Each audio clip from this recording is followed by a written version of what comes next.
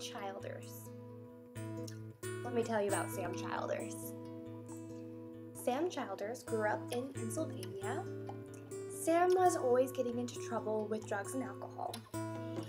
And his dad told him that someday someone might kill him. As Sam began to get older, he took concern with his father's words, and he decided to turn his life around and get out of his troubled ways. So he decided to get a job at a construction company. And then, a little bit later, his wife nudged him to start going to church, and in that same year, Sam decided to go ahead and start his own construction company. Being that Sam was in construction, he decided to help with a mission trip to Sudan in efforts of repairing houses and buildings that were damaged. The year was 1998, and Sam arrived to the village of Yi in southern Sudan as part of the mission group. And the nation at the time was going through its second Sudanese war, and the damages were all over the place. One day, Sam's mind was changed. He saw a little boy run into a landmine and get torn apart. And he made it his effort at that moment to do whatever he had to do to help these people.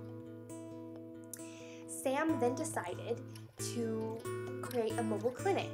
And with the mobile clinic, he went from western town of Yi to the eastern villages of Bama. And at that moment in time in his life, Sam had received a message from God. He said that God told him to build an orphanage for the children of Sudan. Sam was persistent. He knew that this would be a big risk to take, being that the Lord's Renaissance Army was near and they had kidnapped 30,000 children and had murdered hundreds and thousands of villagers. But despite the risk, Sam decided to still put efforts in building this orphanage. In order to build an orphanage, Sam needed money, so he decided, out of the kindness of his heart, to sell his own construction business. And he put that money aside to build the orphanage. Slowly, the orphanage was coming together, and Sam cleared all the brush away, and he started building the huts for the children. And during this time, Sam would sleep under a mosquito net with his Bible in one hand and his AK-47 in the other.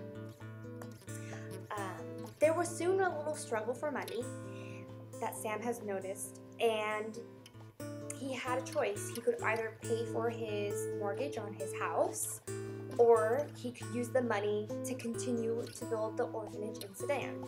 So Sam decided, forget my house. I'm gonna give all my money to the orphanage, and that's exactly what Sam did. The orphanage was finished, and Sam had another great idea. He saw that many kids were being kidnapped and a lot of villagers were being killed. So he decided to get his own army and rescue children from the Lord Renaissance Army. Stories started to spread about Sam's missions, and the villagers began to call him the Machine Gun Preacher. Sam Childers has written his own biography, including the risky journey that he did in Sudan. The orphanage is the largest in southern Sudan and has fed and housed over 1,000 children. Currently, about 200 children are housed there. And Sam and Lynn still live in Pennsylvania, but they are still dedicated more than ever to the orphanage in Sudan.